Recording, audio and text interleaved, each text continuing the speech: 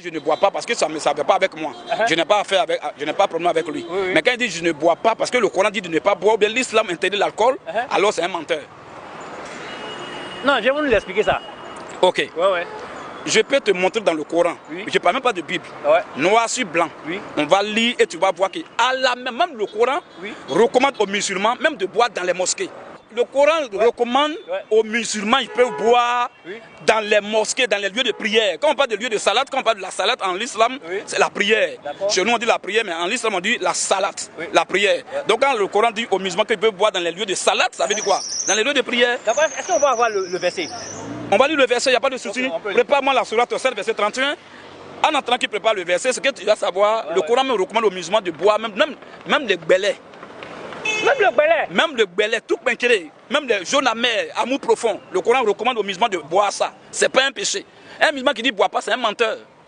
Si moi je suis chrétien, je peux dire je ne bois pas parce que bon, ça ne me plaît pas. Il n'y a pas de problème. Mais quand il dit je ne bois pas parce que la Bible dit de ne pas boire, il faut qu'il soit en mesure de montrer ça. Demande à tous les musulmans qui sont en Côte d'Ivoire ici, nous avons montré un verset où le Coran interdit l'alcool. Ils vont gesticuler, ils vont extrapoler, ils vont raisonner, mais ils ne vont pas te montrer le verset parce que c'est des menteurs. Tu vois un peu. Moi j'aime les musulmans, j'ai plein d'amis musulmans, plein.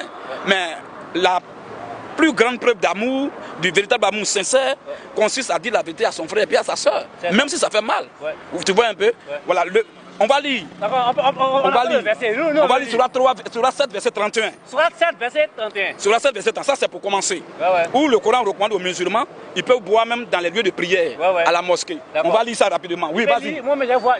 Sur la 7, verset 31. Ô enfant d'Adam. Ô enfant d'Adam, oui. Dans chaque lieu de salade. Dans chaque lieu de...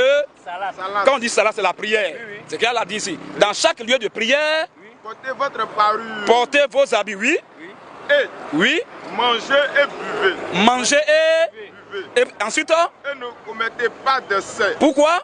Car Allah n'aime pas ceux qui commettent des excès. Tu vois là? On dit dans chaque lieu de prière... Mangez et buvez. D'abord, quand une phrase commence par un verbe conjugué, on appelle ça une phrase impérative. Mangez et buvez. Mais ne commettez pas d'excès. Bon, un homme d'abord qui mange, et puis on parle de l'eau là. Est-ce qu'on dit il mange et boit? C'est de l'eau. Quel homme qui ne boit pas l'eau sur la terre? Quand on dit je mange et je bois, ça dit c'est l'alcool. Et maintenant quand on parle d'excès, bon, l'eau même, en quoi est-ce qu'on peut commettre l'excès en l'eau? L'eau là, on boit l'eau, même s'il faut boire 10 bidons. C'est dans l'eau, il y a excès. Mais Allah peut pas inciter qu'on peut dire dans chaque lieu de prière, mangez et buvez. Mais ne commettez pas d'excès.